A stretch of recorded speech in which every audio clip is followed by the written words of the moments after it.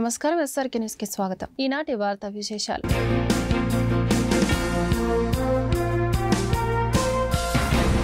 కేంద్ర సహాయ మంత్రి గుంటూరు ఎంపీ పెమ్మసాని చంద్రశేఖర్ ప్రధానమంత్రి సూర్యఘర్ పథకంపై గుంటూరు కలెక్టరేట్లో అధికారులతో సమీక్ష నిర్వహించారు. ఈ సందర్భంగా పలు కీలక అంశాలపై అధికారులకు దిశానిర్దేశం చేశారు. అనంతరం మీడియాతో మాట్లాడుతూ గుంటూరు జిల్లా వ్యాప్తంగా 1,16,000 సూర్యఘర్ పథకం అమలు కోసం రిజిస్ట్రేషన్ చేయించుకున్నారని చెప్పారు. గుంటూరు ప్రభుత్వ ఆసుపత్రిని బొంగరాల బీడులో నిర్మించేందుకు ప్రయత్నాలు చేస్తున్నామని చెప్పారు. టూరిజం అభివృద్ధి కోసం కేంద్ర ప్రభుత్వం నుండి 80 నుండి 100 కోట్ల నిధులు మంజూరు చేయించుకోవచ్చని అన్నారు. జనరల్ గా మేము ఎవ్రీ వీక్ పెట్టుకునే రివ్యూస్ లో ఈ వీక్ వచ్చి 2 సెంట్రల్ గవర్నమెంట్ స్కీమ్స్ పెట్టుకున్నాం.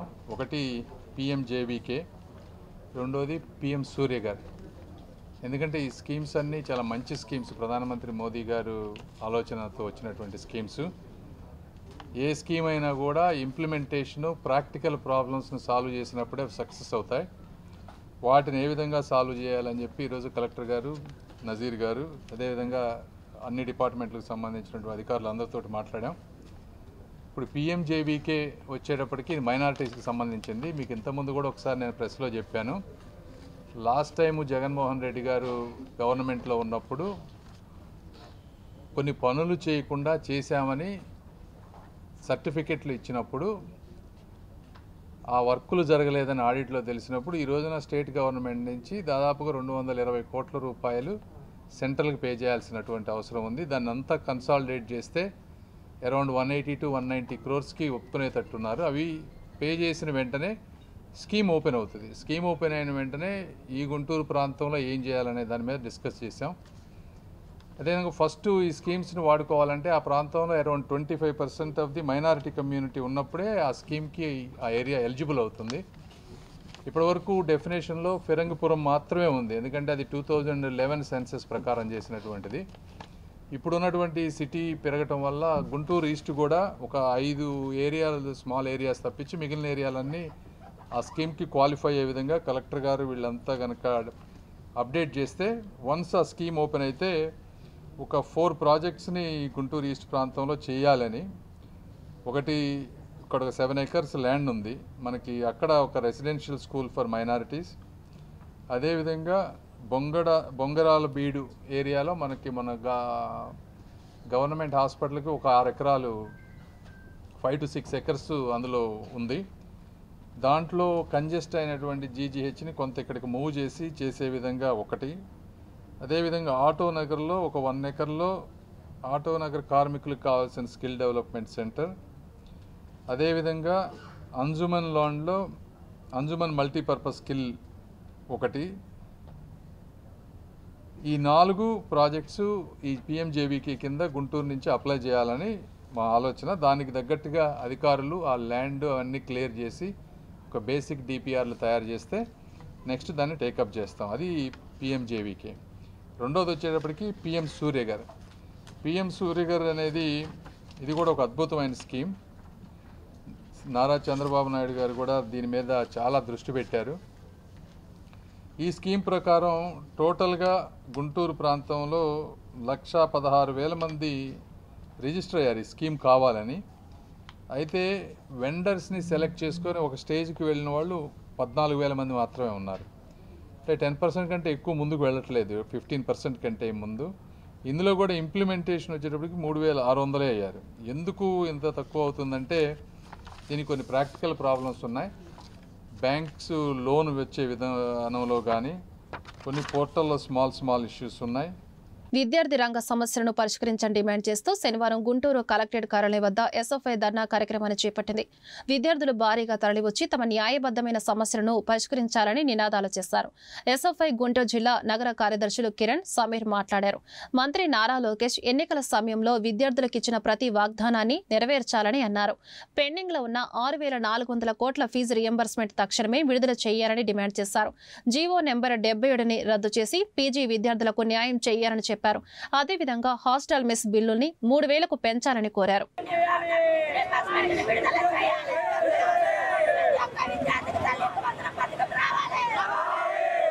విద్యార్థి తల్లి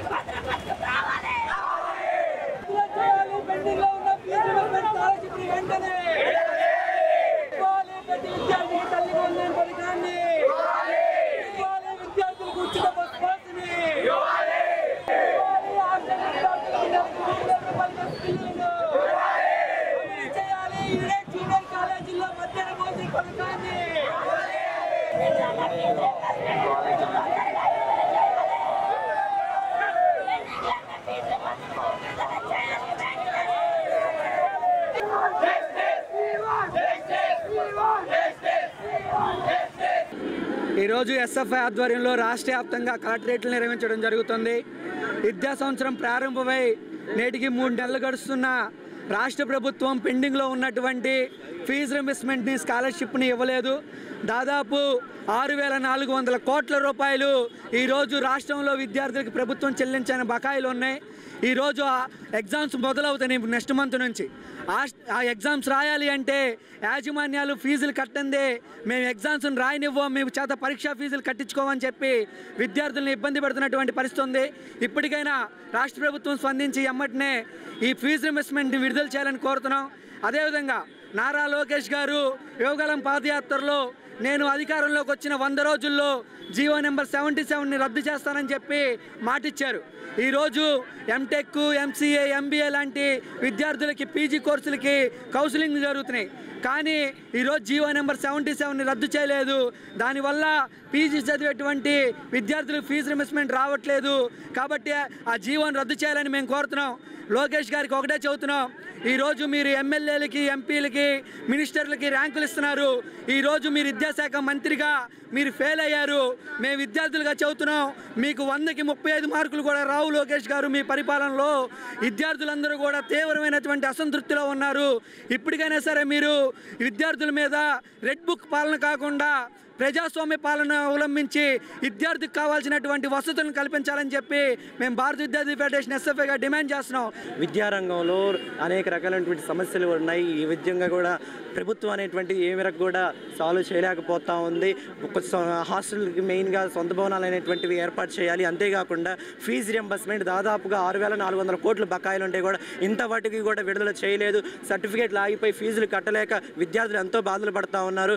అంతేకాకుండా ఎయిడెడ్ కాలేజీలో కంపల్సరీగా మధ్యాహ్న భోజన పథకం అనేటువంటిది అందించాలి. అప్పుడే ఎయిడెడ్ కాలేజెస్లో స్ట్రెంత్ అనేటువంటిది పెరిగిద్దని చెప్పేసి ఎస్ఎఫ్ఐకి డిమాండ్ చేస్తున్నాం. అంతేకాకుండా ఈరోజు ప్రతి మండలంలో కూడా ఇంతకుముందు గవర్నమెంట్ కాలేజీలు అనేటువంటివి ఉన్నాయి. ఇప్పుడు ప్రైవేటీకరణ అయిపోయిన తర్వాత ఒక్క మండలంలో కూడా గవర్నమెంట్ కాలేజీ అనేటువంటిది లేదు. ఎస్ఎఫ్ఐగా డిమాండ్ చేస్తూ ఉన్నాం, ప్రతి మండలానికి ఒక జూనియర్ కాలేజీ, అలాగే ప్రతి నియోజకవర్గానికి ఒక డిగ్రీ కాలేజ్ అనేటువంటిది కంపల్సరీగా ఏర్పాటు చేయాలని చెప్పేసి ఎస్ఎఫ్ఐగా భారతీయ విద్యార్థి ఫెడరేషన్ ఎస్ఎఫ్ఐగా డిమాండ్ చేస్తా ఉన్నాం. గుంటూరు నగరాన్ని పారిశుద్ధ్య విషయంలో ఆంధ్రప్రదేశ్లోనే అగ్రగామిగా నిలుపుతామని తూర్పు నియోజకవర్గ ఎమ్మెల్యే మహమ్మద్ నజీర్ అన్నారు. చౌత్రా సెంటర్లోని ప్రభుత్వ బాలికల పాఠశాలలో శనివారం స్వర్ణాంధ్రప్రదేశ్ స్వచ్ఛాంధ్రప్రదేశ్ కార్యక్రమం జరిగింది. ఈ సందర్భంగా విద్యార్థులతో స్వచ్ఛాంధ్ర ప్రతిజ్ఞ చేయించి నజీర్ అహ్మద్ మొక్కలు నాటారు. అనంతరం మీడియాతో మాట్లాడుతూ కేంద్ర రాష్ట్ర ప్రభుత్వాలు ప్రతిష్టాత్మకంగా చేపడుతున్న స్వచ్ఛాంధ్ర కార్యక్రమాలను ప్రతి పౌరుడు బాధ్యతగా తీసుకోవాలని పిలుపునిచ్చారు. డిప్యూటీ మేయర్ సజ్జల, పాఠశాల ఉపాధ్యాయులు, విద్యార్థులు, టీడీపీ నాయకులు ఈ కార్యక్రమంలో పాల్గొన్నారు. స్వర్ణాంధ్రను నిర్మిద్దాం, స్వచ్ఛాంధ్రను సాధిద్దాం. స్వచ్ఛాంధ్ర, స్వచ్ఛాంధ్ర, స్వచ్ఛాంధ్ర, స్వచ్ఛాంధ్ర. కేంద్ర రాష్ట్ర ప్రభుత్వాలు ఎంతో ప్రతిష్టాత్మకంగా తీసుకొని ప్రతి నెల 3వ శనివారం చేపడుతున్నటువంటి స్వచ్ఛ భారత్ స్వర్ణాంధ్ర పేరుతో ఆంధ్ర రాష్ట్రంలో ప్రతి నెల కూడా పెద్ద ఎత్తున ప్రజల్లో అవగాహన కల్పించేటువంటి కార్యక్రమాన్ని చేపడతా ఉన్నాం. అందులో భాగంగా ఈరోజు వాతావరణ పారిశుభ్రత మీద, ఎందుకంటే ఈరోజు మనందరికీ కూడా తెలుసు వర్షాకాలం కాబట్టి అనేక చోట్ల, ముఖ్యంగా మన ప్రాంతంలో అయితే కొన్ని ప్రాంతాల్లో వర్షపు నీరు ఆగిపోయి అనేక రకాలుగా ఈరోజు ప్రజలు వ్యాధులతో బాధపడేటువంటి పరిస్థితులు ఉన్నాయి. కాబట్టి వాటి మీద పూర్తిగా అవగాహన తెచ్చేటువంటి విధంగా ఈ కార్యక్రమాన్ని పూర్తి నియోజకవర్గం వారీగా పూర్తిగా ప్రతి ఒక్క పాఠశాలలో కూడా, ముఖ్యంగా ఈరోజు భావితరాలుగా ఉన్నటువంటి విద్యార్థులకు దీని మీద అవగాహన కల్పించేటువంటి భాగంలో ఈరోజు చేతులు పరిశుభ్రంగా ఏ విధంగా ఉంచుకోవాలి, వాతావరణంలో వచ్చేటువంటి మార్పులను బట్టి మన పరిసరాలను ఏ విధంగా పరిశుభ్రంగా ఉంచుకోవాలనేటువంటి ఆలోచనతో వీరందరికీ కూడా అవగాహన కార్యక్రమాన్ని ఏర్పాటు చేయడం జరిగింది. ముఖ్యంగా రాష్ట్రంలో చంద్రబాబు నాయుడు గారి నాయకత్వంలో ఎన్ని ఇబ్బందులున్నా కూడా స్థానిక సంస్థల నిధుల్ని వాటికే వినియోగిస్తూ పారిశుభ్రం మీద ప్రతి ఒక్కరు కూడా అవగాహన కల్పించేటువంటి విధంగా ఈ కార్యక్రమాన్ని తీసుకోవడం జరుగుతూ ఉంది. ముఖ్యంగా గుంటూరు కార్పొరేషన్కి సంబంధించి గత ప్రభుత్వంలో అధికారంలో ఉన్నప్పుడు ఎక్కడ పట్టించుకున్నటువంటి పరిస్థితి ఉంటే ఈరోజు పారిశుభ్రత మీద పెద్ద ఎత్తున ఉద్యమంలాగా చేపట్టి అవసరమైనటువంటి సిబ్బందిని పెంచుకునేటువంటి కార్యక్రమంతో పాటు పనిముట్లు కానీ అవసరమైనటువంటి ట్రాక్టర్లు కానీ ప్రతి ఒక్కరిని కూడా సేకరించి ఆంధ్రప్రదేశ్లోనే కాదు దేశంలోనే గుంటూరు కార్పొరేషన్ స్వచ్ఛతలో మంచి మార్కులు సాధించేటువంటి విధంగా దీన్ని ముందుకు తీసుకొని వెళ్తా ఉన్నాం. పరిశుభ్రమైనటువంటి వాతావరణం కోసం ప్రజలు కూడా సహకరించాలి. ప్రతి ఒక్కరూ కూడా దీన్ని ఒక ఉద్యమంగా తీసుకొని బాధ్యతగా తీసుకొని మన నగరాన్ని పరిశుభ్రతమైనటువంటి నగరంగా మార్చడానికి మీరందరూ కూడా కలిసికట్టుగా రావాలని చెప్పి ఈ సందర్భంగా ప్రతి ఒక్కరిని కూడా కోరుతా ఉన్నా. ప్రభుత్వ నిబంధనలను పాటిస్తూ వినాయక చవితి వేడుకలు శాంతియుతమైన వాతావరణంలో జరుపుకోవాలని గుంటూరు జిల్లా ఎస్పీ సతీష్ కుమార్ సూచించారు. ఉత్సవ కమిటీల సభ్యులు పోలీస్ శాఖతో పాటు మున్సిపల్ విద్యుత్ శాఖల అనుమతిని తప్పనిసరిగా తీసుకోవాలని చెప్పారు. ప్రజలకు ఇబ్బందులు తలెత్తే విధంగా లౌడ్ స్పీకర్లు ఏర్పాటు చేయవద్దని, ఊరేగింపు సమయంలో జాగ్రత్తలు పాటించాలని సూచించారు. అదేవిధంగా డీజేలు ఏర్పాటు చేయడం, బాణసంచా కాల్చడం వంటి కార్యక్రమాలు చేయవద్దని అన్నారు.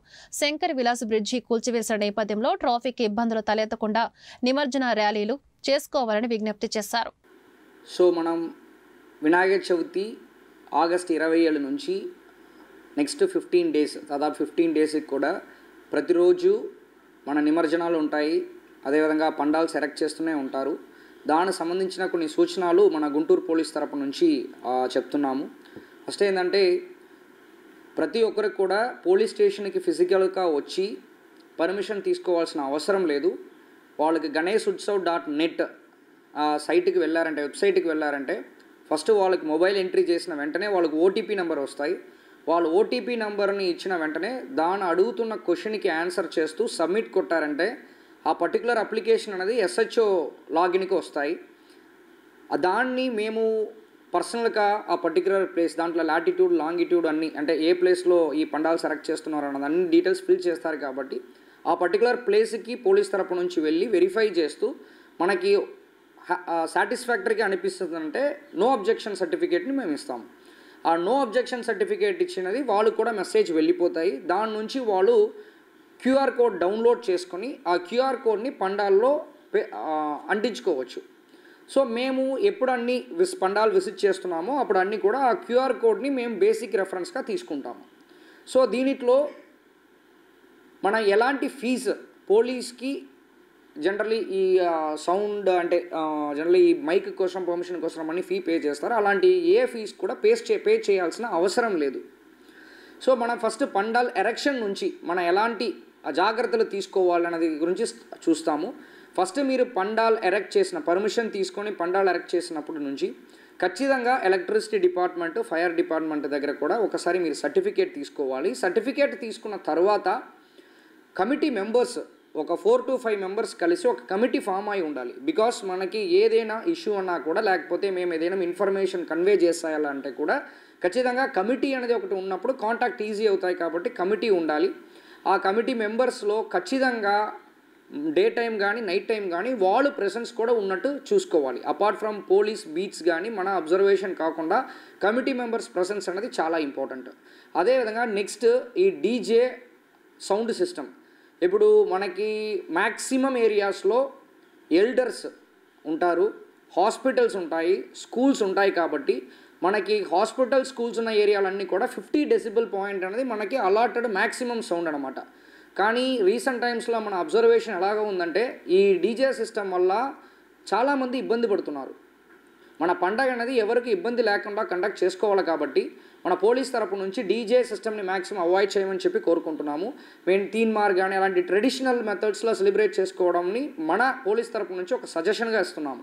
ఒకవేళ మీరు డీజే యూజ్ చేసినా, సౌండ్ సిస్టమ్ యూజ్ చేసినా కన్సర్న్ డెసిబుల్స్ 50 to 70 డెసిబుల్స్కి ఎక్కువ ఉన్న ప్లేస్లు అన్నీ కూడా మనం టౌన్ న్యూసెన్స్ యాక్ట్ కానీ కన్సర్న్డ్ సెక్షన్స్తో పాటు ఖచ్చితంగా యాక్షన్ తీసుకోబడతామనేది కూడా అడ్వాన్స్గా మనం చెప్తున్నాము. సో తర్వాత నెక్స్ట్ ప్రొసెషన్స్.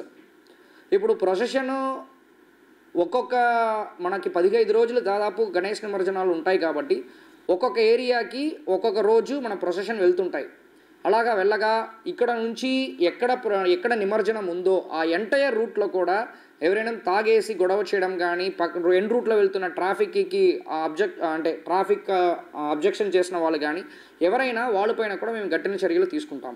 సో ఖచ్చితంగా ఈ ప్రొసెషన్లో వెళ్తున్న వాళ్ళు ఆల్కహాల్ తీసుకోకుండా ఎండ్ రూట్లో ఉన్న వాళ్ళతో పాటు ఇబ్బంది చేయకుండా వాళ్ళు ప్రశాంతంగా ప్రొసెషన్ని తీసుకుని వెళ్లాల్సినదిగా మనం కోరుకుంటున్నాం. ఈ టైం మన పోలీస్ తరపు నుంచి కూడా ఎంటైర్ టౌన్కి ఒక్కొక్క ప్రొసెషన్కి ఒక్కొక్క టీం లాగా కూడా మేము ప్లాన్ చేసుకుంటున్నాము.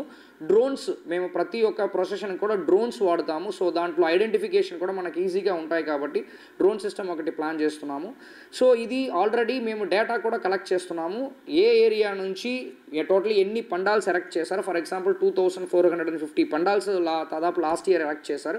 అదేవిధంగా ఈ ఇయర్ ఎన్ని పండాల్స్ ఎరెక్ట్ చేసిన అడ్వాన్స్ ఇన్ఫర్మేషన్ తీసుకొని ఏ రోజు ఎక్కడ నుంచి సెలవులు ఈ నిమజ్జనానికి వెళ్తున్నాయి, సో నిమజ్జనం ప్లేస్ ఏంటి, దానికి ఇప్పుడు శంకర్ విలాస్ ఫ్లైఓవర్ కన్స్ట్రక్షన్ కూడా వెళ్తుంది కాబట్టి ట్రాఫిక్కి ఇబ్బంది లేకుండా ఏ టైంలో వెళ్ళొచ్చు అన్నీ కూడా హోంవర్క్ చేసుకొని ఇప్పుడు మన వరకు మన ప్లాన్ రెడీ చేసుకున్నాము. సో ఇలాంటి మన వినాయక చవితి సంబంధించి ఇలాంటి జాగ్రత్తలు తీసుకోవాలని చెప్పేసి మన ప్రజల దగ్గర కోరుకుంటున్నాము. మిషన్ గ్రీన్ గుంటూరు కార్యక్రమంలో భాగంగా మొక్కలు నాటే కార్యక్రమాన్ని నగరపాలక సంస్థ ప్రారంభించింది. ఈ మేరకు శనివారం మున్సిపల్ స్కూల్స్ లో ఈ కార్యక్రమాన్ని కమిషనర్ పులి శ్రీనివాసులు ప్రారంభించారు. కమిషనర్, అధికారులు, ఉపాధ్యాయులు ఈ కార్యక్రమంలో పాల్గొని మొక్కలు నాటారు. నగరంలో 5 లక్షల మొక్కలు నాటేందుకు ఏర్పాట్లు చేస్తున్నామని కమిషనర్ తెలిపారు. అదేవిధంగా మొక్కలు నాటడమే కాకుండా వాటిని సంరక్షించడానికి కూడా చర్యలు తీసుకుంటామని చెప్పారు.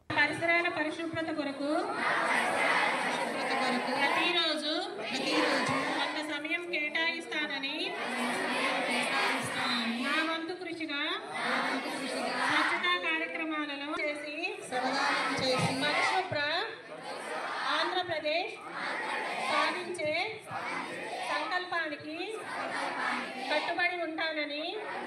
ఈరోజు మనకి స్వచ్ఛాంధ్ర స్వర్ణాంధ్ర దినోత్సవం అంటే ఈరోజు మీరు 3rd సాటర్డే గవర్నమెంట్ ఒక యాక్టివిటీ తీసుకుంటున్నాం. ఈ నెలలో మనం 3rd సాటర్డే ఆ యాక్టివిటీ చేయలేకపోయాం.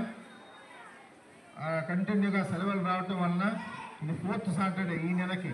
కాబట్టి ఈరోజు ఇట్లాంటి ఒక మంచి కార్యక్రమం మొక్కలు నాటే కార్యక్రమం మానవతా స్వచ్ఛంద సంస్థ వాళ్ళు మరి చొరవ తీసుకొని మీ ఇక్కడ ఉన్నటువంటి హెడ్ మాస్టరు, టీచర్స్ అందరినీ కోఆర్డినేట్ చేసుకొని లోకల్ కార్పొరేటర్ గారు కొంతమంది పెద్దలు వచ్చున్నారు, వాళ్ళందరితో కోఆర్డినేట్ చేసుకొని గ్రీనరీ పెంచాలనే తలంపుతోటి ఈరోజు చాలా మొక్కలు నాటుతున్నాము.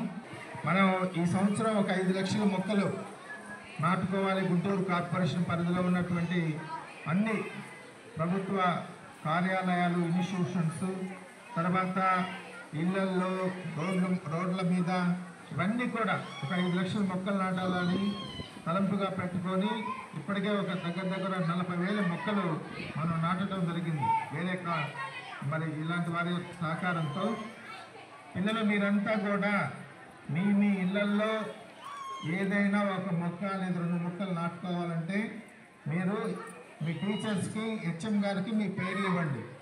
భారత కమ్యూనిస్టు పార్టీ సిపిఐ ముద్దుబిడ్డ సూరవరం సుధాకర్ రెడ్డి మరణం తమ పార్టీ ఉద్యమాలకు తీరని లోటని సిపిఐ పొన్నూరు నియోజకవర్గ కార్యదర్శి పుప్పాళ్ల సత్యనారాయణ అన్నారు. పెదకాకాని సిపిఐ శాఖ శనివారం సుధాకర్ రెడ్డి సంతాప సభను ఏర్పాటు చేసి నివాళులర్పించింది. ఇందులో భాగంగా సత్యనారాయణ మాట్లాడుతూ విద్యార్థి నాయకుడిగా ఉన్న సమయంలోనే భారత ప్రతినిధిగా హాజరైన ఘనత సుధాకర్ రెడ్డికే దక్కిందని చెప్పారు. పార్టీ నాయకులు డేవిడ్ రాజు, శ్రీనివాసరావు, ప్రసాద్, మోజేష్, విజయలక్ష్మి తదితరులు పాల్గొన్నారు. విద్యాభ్యాసం చేస్తున్న రోజుల్లోనే భారత కమ్యూనిస్ట్ పార్టీ సిపిఐకి ఆకర్షితుడై చదువుకున్న రోజుల్లోనే ఏఐవైఎఫ్ ఎస్ఎఫ్ లీడర్గా ఎదిగి తదనంతరం రాష్ట్ర కార్యవర్గంలో ప్రధాన బాధ్యతలు చేస్తూ దేశవ్యాప్తంగా ఏఐవైఎఫ్ ఏఐఎస్ఎఫ్ బలోపేతం చేస్తూ కేంద్రానికి చేరి ఢిల్లీ కేంద్రంగా రాజకీయాలు నడుపుతూ జాతీయ కార్యదర్శిగా ఎన్నికై అనేక సంస్కరణలు తీసుకొచ్చి అన్ని పార్టీలను కూడా ఏకం చేసి ప్రజలకు అనుకూలంగా అనేక కార్యక్రమాలు చేపట్టి మంచి పేరు తెచ్చుకున్న మహానాయకుడు కామ్రేడ్ సుధాకర్ రెడ్డి గారు. ఆయన ఎంపీగా 2 మార్లు గెలవటం, గెలిచి ఆయనకు సంబంధించిన నియోజకవర్గాల్లో అనేక కార్యక్రమాలు జరిపి మంచి పేరు తెచ్చుకున్న, కమ్యూనిస్ట్ పార్టీకి వన్నీ తెచ్చిన మహనీయుడని మరి కొనియాడాల్సిన పరిస్థితి ఈరోజు ఉంది. ఆయన మరణం భారత కమ్యూనిస్ట్ పార్టీకి తీరని లోటు అని చెప్పి ఆయనకి ప్రగాఢ సంతాపం తెలియజేస్తూ పొన్నూరు నియోజకవర్గ కమిటీ మొత్తం కూడా సంతాపం తెలియజేస్తూ ఉంది. మరి విచారకరమైన వార్త రాత్రి 2 గంటల నుంచి కూడా అందరూ కూడా మరి శ్లోకముద్రలో మునిగిపోవడం జరిగింది. కాబట్టి ఆయన లేని లోటు ఎవరు తీర్చలేదని చెప్పి భావిస్తూ పొన్నూరు నియోజకవర్గ కమిటీ మొత్తం కూడాను మరి సంతాపం తెలియజేస్తూ ఉంది. జోహార్ కామ్రేడ్ సుధాకర్ రెడ్డి గారు, జోహార్ కామ్రేడ్ సుధాకర్ రెడ్డి గారు, జోహార్ కామ్రేడ్ సుధాకర్ రెడ్డి గారు. సుప్రీంకోర్టు మాజీ న్యాయమూర్తి సుదర్శన్ రెడ్డి తీర్పుపై కేంద్ర హోంమంత్రి అమిత్ షా చేసిన వ్యాఖ్యలను కాంగ్రెస్ పార్టీ తీవ్రంగా ఖండించింది. ఈ మేరకు జిల్లా కాంగ్రెస్ పార్టీ క్రమశిక్షణ committee chairman Lingamsetti Eswar Rao, legal cell అధ్యక్షుడు ఎన్ఎం సుధీర్ బాబు, ఎన్ఎస్యూ జిల్లా అధ్యక్షుడు కరీం శనివారం మీడియాతో మాట్లాడారు. ఇండియా కూటమి ఉపరాష్ట్రపతి అభ్యర్థి సుదర్శన్ రెడ్డిని బెదిరించే ప్రయత్నం చేస్తున్నారని అన్నారు. ప్రజాస్వామ్యాన్ని కించపరిచే విధంగా అమిత్ షా వ్యాఖ్యలు ఉన్నాయని, వెంటనే హోంమంత్రి పదవి నుంచి బర్తరఫ్ చేయాలని డిమాండ్ చేశారు. మావోయిస్టులకు అనుకూలంగా సుదర్శన్ రెడ్డి తీర్పు ఇచ్చారంటూ దేశ ప్రజలకు తప్పుడు సంకేతాలు ఇస్తున్నారని వారు పేర్కొన్నారు. యావత్ న్యాయ వ్యవస్థను అవమానించే విధంగా అమిత్ షా వ్యాఖ్యలు ఉన్నాయని మండిపడ్డారు. ఈ అత్యవసర సమావేశానికి సంబంధించినటువంటి అంశం ఏంటంటే, నిన్న అమిత్ షా గారు ఒక మీటింగ్లో మాట్లాడుతూ 2011లో సుప్రీంకోర్టు వారు ఇచ్చిన తీర్పును ఆయనకు అర్థమైనటువంటి భాషలో అక్కడ ఉన్నటువంటి ప్రజలకే కాకుండా, అక్కడ ఉన్నటువంటి వీక్షకులకే కాకుండా దాన్ని మీడియా ద్వారా ప్రసారం అయ్యేలాగా చేసి దేశమంతటా వీక్షించే విధంగా, అంటే దేశంలో ఉన్న ప్రజలందరి ప్రతి ఒక్కళ్ళ మైండ్లోకి ఒక నెగిటివ్ సిగ్నల్స్ని పంపించే విధంగా ఆయన యొక్క మెసేజ్ ఉందని చెప్పి, ఆ యొక్క మెసేజ్ దేశ భద్రతకు కానివ్వండి, లేకపోతే దేశంలో ఉన్న ప్రజలకు కానీ చాలా విఘాతం కలిగించే విధంగా ఉందని చెప్పి ఆ స్టేట్మెంట్ని మేము పూర్తిగా ఖండిస్తున్నాం. ఆ అంశం ఏంటంటే, ఏదైతే రేపు సెప్టెంబర్ 9వ తారీఖున జరగబోయేటువంటి ఉపరాష్ట్రపతి ఎన్నికలకు సంబంధించి ఇండియా కూటమి బలపరిచినటువంటి అభ్యర్థి ఎవరైతే సుదర్శన్ రెడ్డి, ఏది మన సుప్రీంకోర్టు మాజీ న్యాయమూర్తి సుదర్శన్ రెడ్డి గారిని ఇండియా పార్టీ కూటమి అభ్యర్థిగా, ఉపరాష్ట్రపతి అభ్యర్థిగా ఎన్నుకోవడం జరిగింది. ఉపరాష్ట్రపతి అభ్యర్థిగా అయితే ఏదో ఒకటి ఎదుర్కోవాలి, ఈ ఇండియా కూటమి సపోర్ట్ చేసిన అభ్యర్థిని ఏదో విధంగా అణిచివేయాలి. కాబట్టి అణిచివేయడానికి వాళ్ళ దగ్గర ఎటువంటి అంశాలు కానీ, లేకపోతే పూర్వంలో ఆయన ఎటువంటి చేసినటువంటి తప్పిదాలు కానీ ఏమీ కనపడలే వాళ్ళకి. అందుకని చెప్పి ఆయన రాజ్యాంగబద్ధంగా ఉన్నటువంటి ఏదైతే ఆయన నిర్వహించిన ఉద్యోగంలోని నుంచి వెలువరించినటువంటి కొన్ని తీర్పుల్ని బేస్ చేసుకొని వారు ఈ రోజున ఆ అభ్యర్థి మీద బురద చల్లడం అనేది చాలా చాలా ఇది ప్రజాస్వామ్యానికే ప్రమాదకరమైనటువంటి అంశం. కాబట్టి ప్రజలందరూ తెలుసుకోవాలి ఏం జరుగుతుంది దేశంలో. ఇప్పుడు కూడా మనం కనుక రియాక్ట్ అవ్వకపోతే రేపొద్దున ఆ ఇంప్రెషన్ దేశ ప్రజల మొత్తం మీద, తర్వాత వచ్చే జనరేషన్స్ మీద పడుతుందని చెప్పి నేను ముందుగా తెలియజేసుకుంటున్నాను. ముఖ్యంగా ఆయన చేసినటువంటి కామెంట్స్ ఏంటంటే, అప్పుడు 2011లో సుదర్శన్ రెడ్డి గారు ఇచ్చిన తీర్పు నక్సలైట్లకి, మావోయిస్టులకి అనుకూలంగా ఉంది, ఆయన వాళ్ళ మద్దతుదారుడిగా ఉన్నాడు అనే అంశాలు, కీలకమైన అంశాలు, ఏదైతే ఒక రాజ్యాంగబద్ధమైన పదవిలో ఉండి కేంద్ర హోమ్ మినిస్టర్గా ఉండి ఏదైతే ప్రజలకి సెక్యూరిటీ పర్పస్ కానీ ఏదైనా కానీ ఒక రాజ్యాంగ సంస్థ అయినటువంటి సుప్రీంకోర్టు వెలువరించినటువంటి తీర్పుల గురించి మనం ఎంత బాధ్యతాయుతంగా ఉండాలో, ఆ సుప్రీంకోర్టుని ఎంత గౌరవించాలో అని మనం వేరే వాళ్ళకి చెప్పే స్థాయిలో ఉండి మనమే అట్లాంటి సంస్థలని, సుప్రీంకోర్టులని మనమే ఇక్కడ క్రిటిసైజ్ చేస్తూ ఉంటే అది దేశ ప్రజలకి ఆ మెసేజ్ ఎలా వెళ్తుందనేది ఇది చాలా బాధాకరమైనటువంటి విషయం. కూటమి అభ్యర్థిగా సుదర్శన్ రెడ్డి గారిని సుప్రీంకోర్టు న్యాయమూర్తి గారిని నియమించడం జరిగింది. వారు నియమించిన వెంటనే అమిత్ షా ఒక భయం పుట్టుకుంది. ప్రజాస్వామ్య పరిరక్షణ కోసం చెప్పని ఇండియా కూడా ప్రయత్నం చేస్తుంటే అతను భయం పుట్టుకొని అతని మీద ఏదో సుప్రీంకోర్టులో జడ్జిమెంట్ నక్సలైట్కి అనుకూలంగా ఇచ్చారని చెప్పి స్టేట్మెంట్ ఇవ్వటం, దానికి మళ్ళా ఇంకా ఆ స్టేట్మెంట్ ఇవ్వకపోతే ఈ రోజులు వామపక్షాలు ఈ దేశంలో ఉండేవి కాదు, వామపక్షాలు బతికించింది ఆయన అని చెప్పని స్టేట్మెంటు అది అతను వెతుకోగలుగుతున్నాం. కానీ అలాంటి వ్యక్తి హోమ్ మినిస్టర్గా ఉండడం అనేది ఈ దేశానికి అరిష్టం. గతంలో గోధరాలలో కూడా అరెస్ట్ అయ్యాడు హోమ్ మినిస్టర్గా ఉన్నాడు. ఈ దేశాన్ని పట్టిన దౌర్భాగ్యం. ప్రజాస్వామ్య పరిరక్షణ కోసం చెప్పని శాసనసభ్యులు కానీ పార్లమెంట్ సభ్యులు రాజ్యసభలు కానీ అందరూ పార్లమెంట్ సభ్యులు రాజ్యసభ సభ్యులు ఎవరైతే ఓటర్లుగా ఉన్నారో రాజ్యసభ పార్లమెంట్ సభ్యులు సోషల్ రెడ్డి గారికి ఓటేయమని చెప్పని కోరుతున్నాం. ముఖ్యంగా తెలుగు రాష్ట్రాల్లో చంద్రబాబు నాయుడు, మన పవన్ కళ్యాణ్, జగన్మోహన్ రెడ్డి, అట్లానే అక్కడ బీఆర్ఎస్ కేటీఆర్, కేసీఆర్ వాళ్ళు కూడా ఆలోచించుకోవాల్సిన అవసరం ఎంతనే ఉంది. తెలుగు రాష్ట్రాల నుంచి ఒక అభ్యర్థిని పెట్టినప్పుడు ఆయనకి మనం సపోర్ట్ చెప్పేది ఎట్టుకుంటుంది. తమిళనాడు చూసి మనం నేర్చుకోవాల్సిన అవసరం ఉంది. అనేక ప్రాంతాల్లో అనేక రకాలుగా ఆయా ప్రాంతాల అభ్యర్థులు పెట్టినప్పుడు వారందరూ ఏకమైన అభ్యర్థి గెలిపించడానికి ప్రయత్నం చేస్తున్నారు. దాన్ని మనందరూ ఆలోచించి సోమశేఖర్ గారు గెలవడం ఖాయం. వారు గెలుస్తారనే భయం పట్టుకొని ఇవాళ బీజేపీ దుష్ప్రచారం చేసి కంటెంప్ట్ కోర్టుకి వెళ్ళడం జరిగింది. కంటెంప్ట్ కోర్టు కోసం అని చెప్పి కోర్టు పరిధిలో చేసిన దాన్ని విమర్శించాడు. అమిత్ షాని బర్తరఫ్ చేయాల్సిన అవసరం ఉంది. మాజీ న్యాయమూర్తి ఇండియా కూటమి బలపరిచినటువంటి అభ్యర్థి సుదర్శన్ రెడ్డి గారిపైన ఏదైతే ఈ దేశానికి రక్షణ అధికారిగా ఉన్నటువంటి అమిత్ షా చేసినటువంటి వ్యాఖ్యలు ఏదైతే ఉన్నాయో దాన్ని కాంగ్రెస్ పార్టీ పక్షాన ఎన్ఎస్ఏ పక్షాన తీవ్రంగా ఖండిస్తూ ఉన్నాం.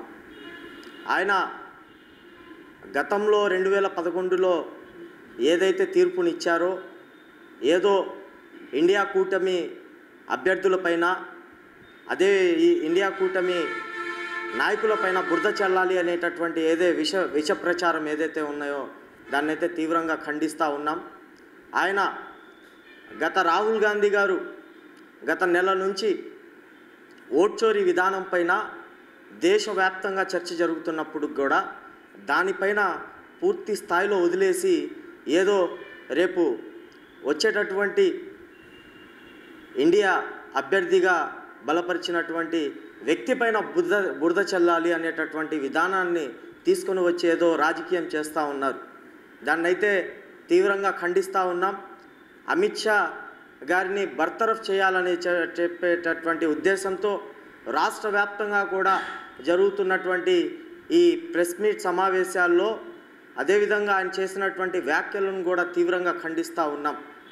ఈరోజు ఈ యొక్క కార్యక్రమాన్ని మీడియా సమావేశాన్ని నిర్వహించినటువంటి జిల్లా లీగల్ సెల్ చైర్మన్గా ఉన్నటువంటి ఎన్ఎం సుధీర్ బాబు గారు, ఈ కార్యక్రమానికి ముఖ్య అతిథిగా వచ్చినటువంటి రాష్ట్ర క్రమశిక్షణ కమిటీ చైర్మన్గా, మాజీ శాసనసభ్యులుగా, మాజీ డీసీసీ అధ్యక్షులుగా ఉన్నటువంటి లింగంశెట్టి ఈశ్వరరావు గారు, అదేవిధంగా నగర లీగల్ సెల్లు ఈ కార్యక్రమంలో ఎన్ఎస్ఓ కూడా పాల్గొనడం జరిగింది. దీన్నైతే తీవ్రంగా రాష్ట్ర స్థాయిలో కాదు దేశ స్థాయిలో కూడా ప్రతి ఒక్కరు కూడా ఖండించాల్సినటువంటి అవసరం. అదేవిధంగా అమిత్ షా పదవి బర్తరఫ్ చేయాలని చెప్పేసి డిమాండ్ చేస్తాం. గుంటూరు లక్ష్మీపురంలోని అభ్యుదయ మహిళా కళాశాలలో శనివారం బెస్ట్ క్యాన్సర్ నివారణ, మేనస్ట్రల్ సైకిల్ సమయంలో తీసుకోవాల్సిన జాగ్రత్తలపై అవగాహన సదస్సు జరిగింది. డాక్టర్ శనక్కాయల రాజకుమారి అతిథిగా హాజరై విద్యార్థినులకు అవగాహన కల్పించారు. రెగ్యులర్ హెల్త్ చెకప్ ద్వారానే వ్యాధులు ముందుగానే నివారించవచ్చని చెప్పారు. 6 months ఇవన్నీ దాని గురించి మీరు ఎక్కువ వరీ అవ్వక్కర్లేదు. ఎందుకంటే ఇప్పుడు ఏంటి important, education is more important. So focus on your education first.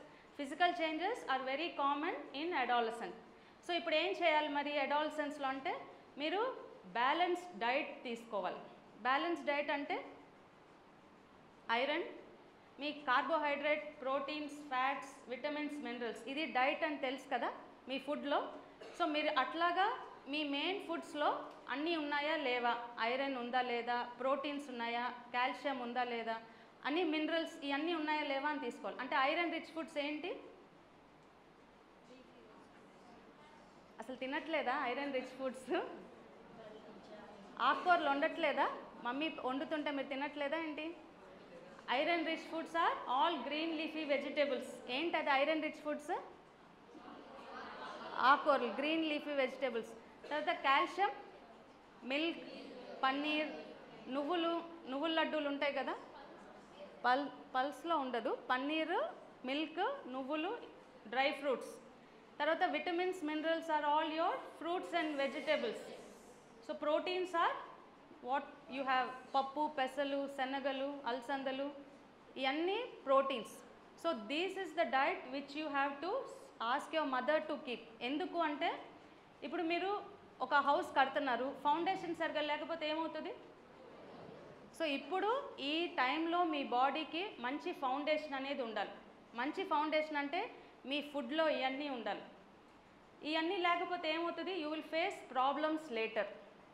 So అందుకని మీ ఫిజికల్ గ్రోత్తో పాటు మీ బ్యాలెన్స్డ్ ఫుడ్ అనేది ఉండాలి. నెక్స్ట్ ఎడిక్వేట్ వెయిట్ అనేది కరెక్ట్గా ఉండాలి. అంటే మరీ సన్నగా, కొంతమంది నేను చాలా లావుగా ఉన్నానని చెప్పి సరిగ్గా తినరు, కొంతమంది లావుగా ఉన్నా వాళ్ళు పట్టించుకోరు. కానీ మీ హైట్ తగ్గట్టుగా వెయిట్ తెలియాలి. ఈ వార్తలు ఇంతటితో సమాప్తం. నమస్కారం.